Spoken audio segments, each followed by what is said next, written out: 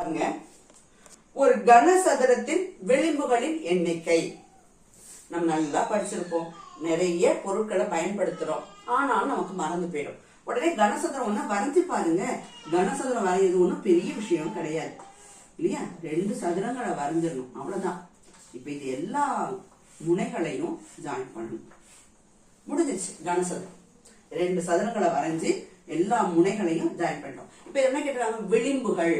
அப்ப பாருங்க, இது 1, இது 2, இது 3, இது 4, இது 5, இது 6, இது 7, இது 8, இது 9, இது 10, இது 11, இது 12. அப்ப இந்த கனசதுரத்தினுடைய விளிம்புகளின் எண்ணிக்கை எத்தனை? 12. அந்த மேல இருக்கக்கூடிய இந்த கூடு கூட இருக்குல்ல, அதுதான் கவுண்ட் பண்றோம். அதுதான் விளிம்புகள். இப்ப புரிஞ்சுச்சா? நம்ம கனசதுரம் என்னமோ அப்படி யோசிச்சுட்டு இருக்க வேண்டாம். நம்ம சாக்பீஸ் டப்பா தான். அதெல்லாம் அப்ப யோசிச்சுட்டு இருக்கிறது நேரம் உடனே டக்குன்னு ஒரு கனசதுரத்தை வரைஞ்சு பாத்துருங்க. ஈஸியா விடையை கண்டுபிடிச்ச முடியும்.